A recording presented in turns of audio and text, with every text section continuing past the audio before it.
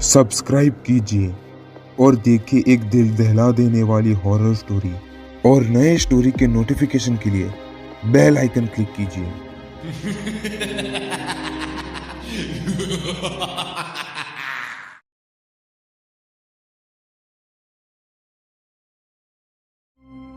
रात का घना अंधेरा पूरे गांव पर छाया हुआ था।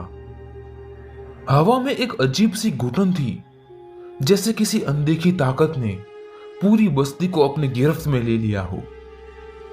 गांव में घट रही घटनाओं से पेड़ पर बैठा हुआ उल्लू भी डरा हुआ था, मानो उसकी आवाज गले में दब गई हो। गांव के कुत्ते भौंक भौंक कर उस घटना को रोकना चाहते थे, पर गांव के आदमी उनको पत्थर मार मार कर दूर भगा देते थे।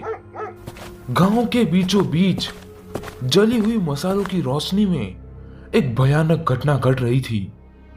लक्षिता, गांव की एक लड़की जिसे लोगों ने डायन कह कहकर घसीटते हुए गांव के चौक तक ला पटका। उसकी आंखों में डर था, चेहरा आंसुओं से भीगा हुआ और शरीर पर घाव के निशान थे। गांव वाले लक्षिता के परिवार को बेरहमी से मार रहे थे। उसकी मां कोने में बैठी बैठी रो रही थी। हमें छोड़ दो, हमने कुछ नहीं किया। लक्षिता का परिवार चीख पड़ा, लेकिन उनकी आवाजें हवा में खो गई। भीड़ में खड़ा हुआ एक आदमी गरजा, मारो मारो इसे, मारो और मारो। दूसरा व्यक्ति अधीरा, जिसका चेहरा नफरत से भरा हुआ था, वो लकड़ी से लक्षिता को मारते मारते बोला, ले उल्टा और कर काला जादू, ये ले ये ले। मत मारो उसे, मत मारो, वो मर जाएगी, मत मारो उसे। असहनीय मार की वजह से लक्षिता की चाची और भाई ने उसी पल दम तोड़ दिया। डंडों की मार और पत्थरों के वार से लक्षिता का शरीर कांप उठा। उसकी चीखें धीरे धीरे कमजोर पड़ने लगी। वो जमीन पर गिर गई, लेकिन लोग तब भी उसे मारते रहे। आखिरकार लक्षिता की सांसें थम गई। उसी पल उसकी मां वहां बेहोश हो गई। गांव वाले लक्षिता की लाश और उसकी मां को सड़क के किनारे छोड़कर चले गए। गांव के सरपंच का बेटा बलराज, जो इस हत्या का कारण था, वो आगे बढ़ा और बोला, अब गांव में शांति हो जाएगी। गांव की डायन मर गई है, अब हमारे बच्चे सुरक्षित हैं। लेकिन वे नहीं जानते थे कि यह अंत नहीं, बल्कि एक भयानक शुरुआत थी। अगली रात गांव में अजीब घटनाएं होने लगी। रात के समय घरों की खिड़कियां अपने आप खुलने लगती। देर रात में कोई घर के दरवाजे पर 3 बार दस्तक देता और दरवाजा खोलने पर बाहर कोई नहीं मिलता। अंधेरे में किसी के रोने की आवाजें आती और हवाओं में किसी के फुसफुसाने की सनसनी फैल जाती। मंदिरों में जलाए जाने वाले दिए अपने आप बुझ जाते थे। गांव का सबसे पुराना बरगद का पेड़, जहां लक्षिता की लाश को छोड़ा गया था, वहां से हर रात एक भयानक साया उभरता था। लोगों ने देखा कि उस पेड़ के पास एक लाल साड़ी में कोई औरत खड़ी रहती थी। उसका चेहरा दिखता नहीं था, लेकिन उसके हाथ में जलती हुई एक लालटेन होती थी। रोज रात को वहां से भयानक रोने की आवाजें आती थी। गांव के कुछ लोग जो रात में अपने खेतों की रखवाली करते थे, वो दूसरे दिन सुबह अपने खेतों में मरे हुए मिलते थे, जिनके लाश की हालत बड़ी भयानक होती थी। उनकी आंखों में से खून चूस लिया होता था और उनके पेट पर काले काले धब्बे मिलते थे। ये काम किसी इंसान या जानवर का नहीं लागत है। आखिर कौन हो सकता है इन सब के पीछे? गांव के लोग इस बात से अनजान थे कि गांव में सब लोग गायब क्यों हो रहे हैं। गांव के लोगों में डर का माहौल था, लेकिन सबसे ज्यादा डर अधीरा को लग रहा था। उसको कहीं ना कहीं ऐसा लगता था कि लक्षिता की रूह उससे बदला लेने वापस आई है। वह रातों को सो नहीं पा रहा था। उसे हर तरफ लक्षिता का चेहरा दिखाई देता था, कभी पेड़ के पास, कभी उसके दरवाजे के बाहर, कभी उसके सपनों में। एक रात गांव की पुरानी मिल में से अधीरा काम करके अपने घर लौट रहा था कि तभी अधीरा, अधीरा,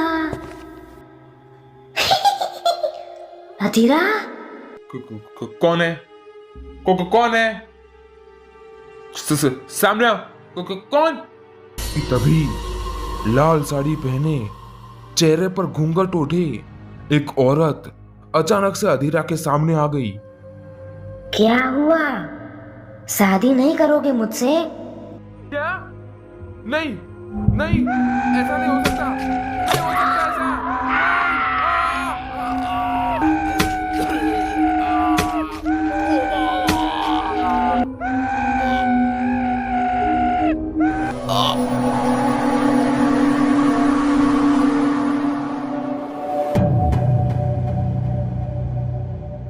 अजी अब्दुल्ला की सैया तोरे बाग की बिसाई में अज कतना दर्द हुआ, हमारी कलाई में कतना दर्द हुआ। सरपंच, सरपंच, जरा 1 मिनट रुको तो सही, एक बार यहाँ देखो तो। सरपंच, कौन है? कौन है? हाँ? कोई तो था जो मुझे पुकार रहा था। शायद मेरा भ्रम होगा। सरपंच,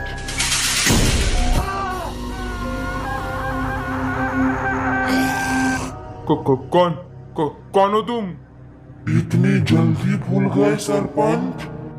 सरपंच वहां से उठ के भागने लगा कि तभी किसी ने सरपंच का पैर खींच के उसे नीचे गिरा दिया और किसी ने उसका पैर जोर से खींचा।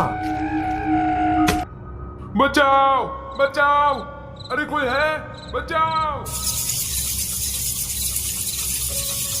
कुछ देर बाद सब शांत हो गया।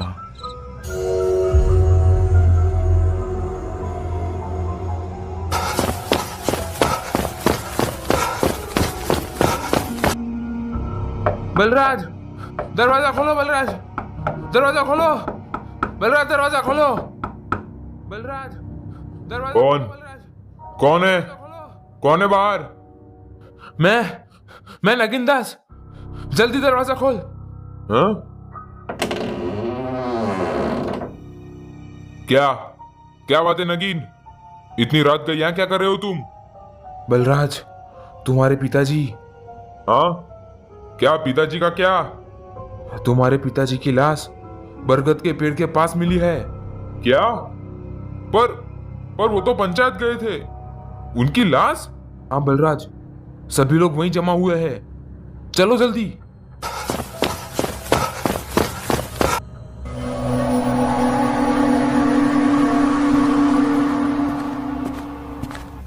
ये सब कैसे हुआ?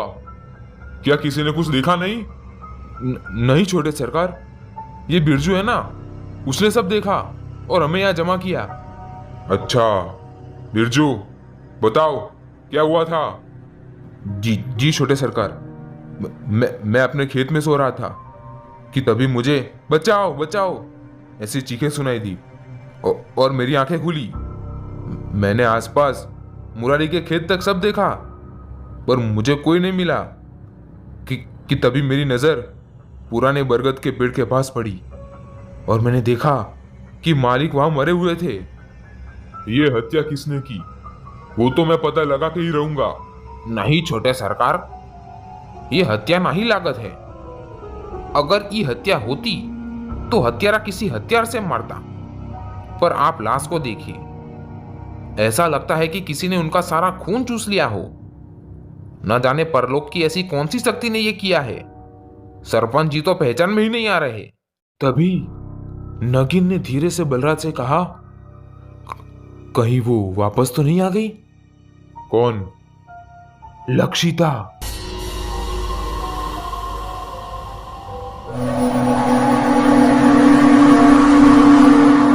बलराज, सुखिया और नगीन दास अधीरा और सरपंच की मौत से सदमे में थे और साथ में उनके दिल में एक अजीब सा डर और बेचैनी उमड़ रही थी, जैसे उनको लग रहा हो कि अब मरने की बारी उनकी है।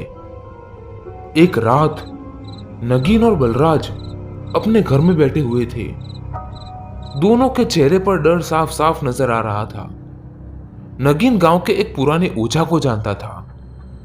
गांव के ओझा जो अब तक सबको झाड़ फूंक से, तंत्र मंत्र टोने टोड़के से बचाते आए थे। नगीन उस रात उनके पास गया। तब ओझा ने कहा, ये आत्मा अब शांत नहीं होगी, ये अपना बदला ले रही है। हमें कुछ करना होगा, वरना तुम दोनों के साथ पूरा गांव खत्म हो जाएगा। नगीन ने बलराज और सुखिया को गांव के चौपाल पर बुलाया। डर उनके चेहरों पर साफ साफ झलक रहा था। बलराज, जिसकी वजह से सब शुरू हुआ था, पर उसकी आंखों में अब भी वही पुरानी घमंड की चिंगारी बाकी थी। तीनों चौपाल पर एकदम शांत खड़े थे। सुखिया वहां के गहन सन्नाटे को तोड़ता हुआ बोला, जिसने पाप किया है उसे ही प्रायश्चित करना होगा। हम सब क्यों मरे? लक्षिता की आत्मा को शायद तभी शांति मिलेगी जब बलराज अपने अपराध कबूले कि लक्षिता की हत्या की साजिश उसी की थी। बस हमने तुम्हारा साथ दिया था। बलराज को खुद ही उस पेड़ के नीचे जाकर माफी मांगनी पड़ेगी, तभी हम सब बच सकते हैं, वरना हम में से कोई नहीं बचेगा। मरे हुए वापस नहीं आते, और अगर आते भी होंगे तो एक औरत की आत्मा मेरा क्या कर लेगी? तो क्या हम सब मरने का इंतजार करें? तुमने देखा नहीं अधीरा और तो और तुम्हारे बाप के साथ क्या हुआ? उनकी लाशें अभी भी शमशान में जल रही है। शांत हो जाओ, इस तरह लड़ने से कुछ नहीं होगा। बस ओझा आने ही वाला है, वो हम सबको बचा लेगा। मैंने संजय को ओझा के घर भेजा ही है, वो उन्हें लेकर आता ही होगा। तभी दूर से संजय भागते भागते गांव के चौपाल तक आ पहुंचा। उसकी सांस फूली नहीं समा रही थी। उसके आंखों के सामने अंधेरा छा गया और वो जमीन पर गिर गया। क्या हुआ संजय? क्या हुआ तुम्हें? बलराज, बलराज। हाँ बोलो संजय, बोलो, मैं यही हूं। बलराज, ओझा, ओझा। हाँ ओझा, ओझा का क्या? ओझा की मौत हो गई है। मैं उसके घर गया था, वहां उसकी लाश पड़ी थी। क्या क्या कह रहे हो तुम? ओझा की मौत? उसकी मौत कैसे हो गई? मैंने कहा था तुम लोगों को, लक्षिता की आत्मा किसी को नहीं छोड़ेगी। मैं मरना नहीं चाहता, मैं मरना नहीं चाहता। मैं माफी मांग लूंगा उससे, मैं माफी मांगूंगा। सुखिया बरगद के पेड़ की तरफ भागने लगा। वो वहां जाके गिड़गिड़ाने लगा, लक्षिता मुझे माफ कर दो, बलराज ने साजिश की थी तुम्हें मारने की। मुझे माफ कर दो, मैं मरना नहीं चाहता, मैंने कुछ नहीं किया। मुझे माफ कर दो, मैंने कुछ नहीं किया, मैंने कुछ नहीं किया। नगीन, नगीन इसे चुप करवा। अगर किसी ने सुन लिया तो हमारा भांडा फूट जाएगा। लक्षिता, हाँ हाँ, मैं रोकता हूँ उसे, मैं रोकता हूँ। मैंने तुम्हें नहीं। चल यहां से सुखिया, चल। सुखिया कोई सुन लेगा, चल सुखिया, चल यहां से।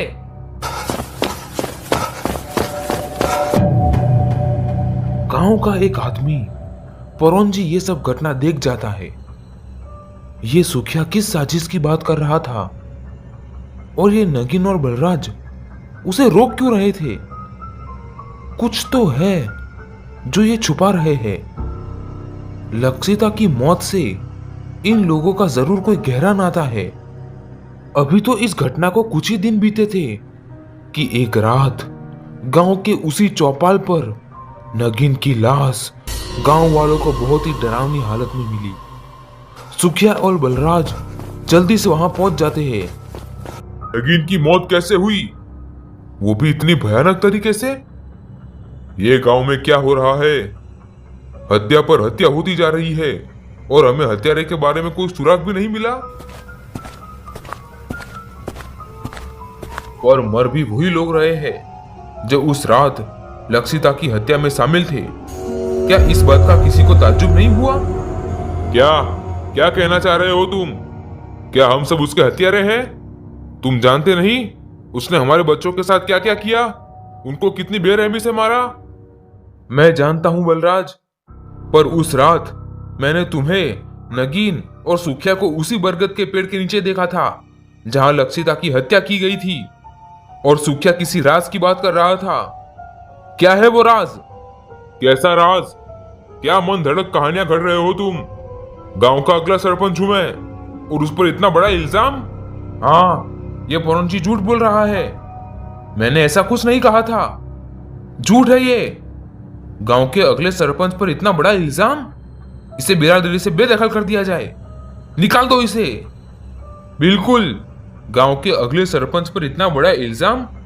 मुरारी, बाहर निकाल फेंको इसे। मुरारी अभी एक कदम ही आगे बढ़ा था कि तभी वहां तेज हवा चलने लगती है और किसी के पायल के छलकने की आवाज वहां आने लगती है। अचानक हुए वातावरण बदलाव से गांव वालों में डर का माहौल छा गया। भीड़ में खड़ा एक आदमी बोला, ये क्या हो रहा है? तभी लाल साड़ी पहने एक औरत वहां आ खड़ी हुई। उस औरत को देखकर गांव वालों का दिल दहल उठा। उसने एक इशारा किया कि वहां सुखिया दर्द से कहराने लगा, चीखने लगा।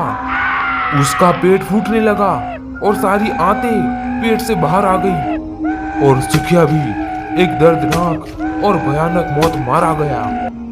अब बलराज की हालत खराब होने लगी। उसकी आंखों के सामने अंधेरा छा गया। सुखिया को जान से मारने के बाद वो औरत वहां से अदृश्य हो गई और बलराज ने चैन की सांस ली।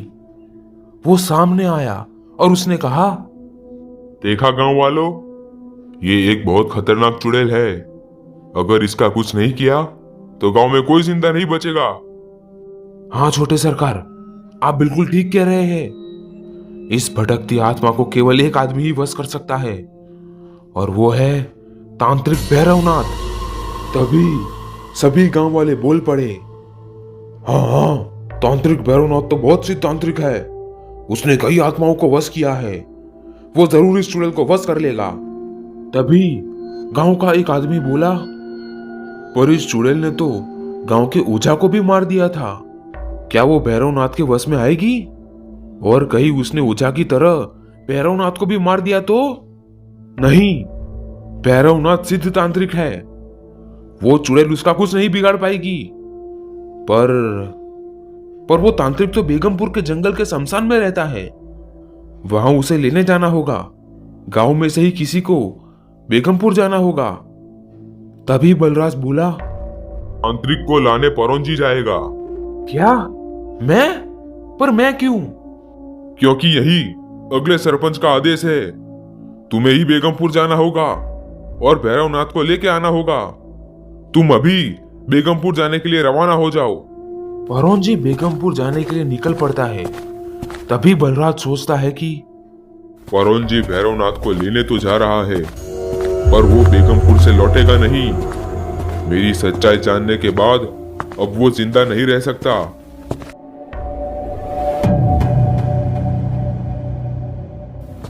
बलराज ने अपने दो आदमियों को अपने घर बुलाया और उनसे कहा,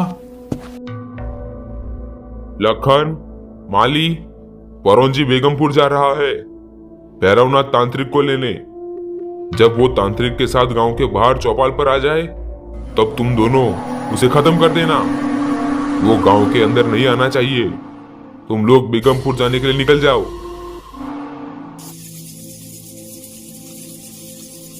परोंजी बेगमपुर के शमशान पहुंच चुका था। वहां से आगे बढ़ने पर दूर एक चीता के पास उसे एक तांत्रिक दिखा जो कुछ पी रहा था कि तभी तांत्रिक भैरवनाथ की नजर परोंजी पर पड़ी। तांत्रिक दूर से हाथ हिला के परोंजी को अपने पास बुला रहा था। परोंजी को लगा कि शायद यही तांत्रिक भैरवनाथ है। परोंजी दौड़ते दौड़ते उनके पास पहुंच गया। मुझे लगा ही था कि तुम आओगे। बाबा, हमारे गांव में जानता हूं, मैं सब जानता हूं, और मैं ये भी जानता हूं कि तुम यहां से मुझे वेरोली गांव ले जाने आए हो। हाँ बाबा, पर मेरे कुछ सवाल है। जवाब मिलेंगे, सबके जवाब मिलेंगे। बस हमें एक बार वेरोली पहुंच जाने दो। तुम्हारे साथ साथ सभी गांव वालों के प्रश्नों के उत्तर मैं दूंगा। मैं कितने दिनों से इसी रात का इंतजार कर रहा हूं। परौन जी और तांत्रिक भैरवनाथ वेरोली गांव पहुंच जाते हैं कि तभी गांव की सीमा पर उनको लखन और माली की लाश पड़ी हुई मिलती है, जिन्हें देखकर परौन जी चौंक जाता है। बाबा जी ये क्या? ये तो बलराज के नौकर है। इनकी हत्या कैसे हो गई? ये काम उसी आत्मा का है जो इस गांव के ऊपर मंडरा रही है। ये दोनों तुम्हें मारने ही यहां 2 दिन से छुपकर बैठे थे, पर उस आत्मा ने इन्हें खत्म कर दिया। अब चलो, आज की रात कत्ल की रात है। थोड़ी ही देर में गांव के चौपाल पर गांव वालों की भीड़ जमा हो गई। सभी लोग भैरवनाथ की ओर बड़ी आशा से देख रहे थे, पर उनकी आंखों में एक अजीब सी घबराहट थी कि अब आगे क्या होगा। गांव में कदम रखते ही मुझे महसूस हो रहा था कि कहीं कोई तो है जो सामने नहीं आ रहा, कोई अदृश्य ताकत जिसने गांव को अपने शिकंजे में जकड़ रखा है। मैं उस ताकत को सबके सामने लाने का अनुष्ठान कर रहा हूं। अगर इस दौरान वातावरण में कोई बदलाव आए तो आप लोग डरना नहीं। बाबा ने भयंकर अनुष्ठान शुरू किया। उन्होंने एक बहुत बड़ी आग लगाई और उसकी प्रदक्षिणा करने लगे, और हर प्रदक्षिणा के साथ वो अपना खून आग में डाल रहे थे। देखते ही देखते आग ने विकराल स्वरूप धारण कर लिया। जंगलों में से भेड़ियों के रोने की और घुर्राने की आवाज आने लगी। मंदिर की घंटियां जोर जोर से बजने लगी। कुत्ते जोर जोर से भौंकने लगे। पेड़ों पर से पंछियां और चमगादड़ उड़ने लगे। तेजी से हवाएं चलने लगी। गांव वाले इस भयानक दृश्य के साक्षी थे। थोड़ी देर बाद लाल साड़ी पहने, चेहरे पर घूंघट डाले एक चुड़ैल गांव वालों के सामने अचानक से आ खड़ी हुई, जिसे देखकर गांव वालों के पैर कांपने लगे। उनके दिल की धड़कनें तेज हो गई। बाबा यही है वो चुड़ैल, कैद कर लीजिए इसे। ये कोई चुड़ैल नहीं है, ये लक्षिता की अतृप्त आत्मा है। वही लक्षिता जिनकी तुम लोगों ने इसी गांव के चौखट पर हत्या कर दी थी, वो भी बिना किसी कारण। क्या? पर लक्षिता तो जिंदा डायन थी, हमारे गांव के बच्चों को मारती थी। वो निर्दोष कैसे हुई?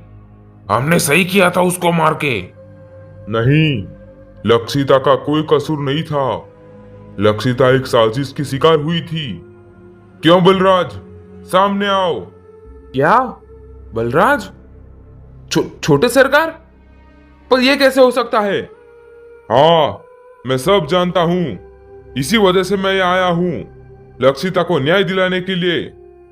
किस्से को नहीं छोड़ूंगी, अपना बदला लूंगी। आज खत्म कर दूंगी उसको। कहाँ है वो? आज काल अष्टमी की रात है। आज रात अपना बदला पूरा करूंगी, तभी मेरा भटकना बंद होगा। कहाँ गया बलराज? बलराज भीड़ में छुपा हुआ था। वो डर के मारे सामने आया। उसकी हालत खराब हो गई थी। उसकी आंखों के सामने अंधेरा छा गया था। जबान लड़खड़ाने लगी थी। वो बोला, लक्षिता मुझे माफ कर दो, मुझे मत मारो, मैं तुम्हारा गुनहगार हूँ, मुझे माफ कर दो। बताओ, गांव वालों को बताओ कि कैसे तुमने मुझे बिना कारण मार डाला।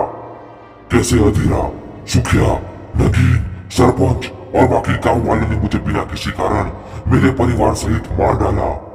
बताओ सबको। जब तक मुझे न्याय नहीं मिलेगा तब तक मैं गांव में भटकती रहूंगी। हाँ हाँ, मैंने तुम्हें मारने की साजिश की थी। मुझे माफ कर दो, मुझे माफ कर दो।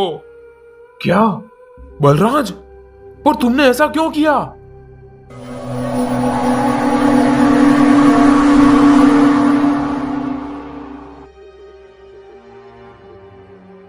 चुनाव आने वाला है बलराज। इस साल का चुनाव कौन लड़ेगा, तुम या तुम्हारे पिताजी? चुनाव हमारे पिताजी ही लड़ेंगे। पर इस साल मैंने सुना है कि गांव का चुनाव कोई भी लड़ सकता है, कोई मर्द या कोई स्त्री भी, बस वो पढ़ी लिखी होनी चाहिए। पर हमारे गांव में कभी कोई स्त्री चुनाव के लिए खड़ी नहीं हुई, और वैसे भी हमारे गांव में कहां कोई पढ़ी लिखी स्त्री है।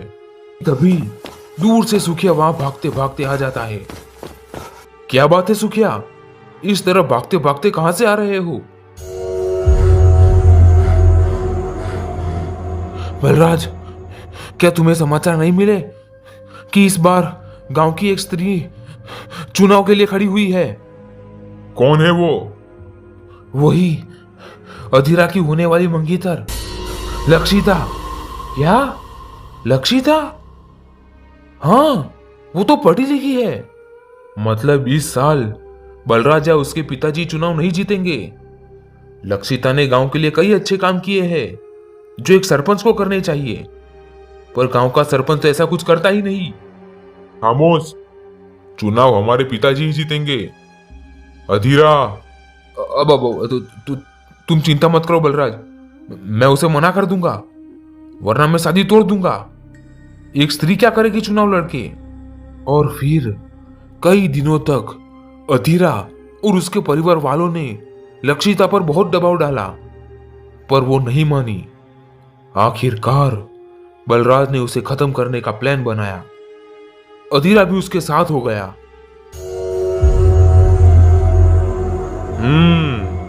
तो बात यहां तक पहुंच गई है कि वो अधीरा के मनाई भी नहीं मान रही। शायद वो अब किसी के मनाई नहीं मानने वाली। अब उसकी मौत ही उसे चुनाव में खड़ा होने से रोक सकती है, पर उसे बिना किसी कारण मार दिया तो हम सब फंसेंगे।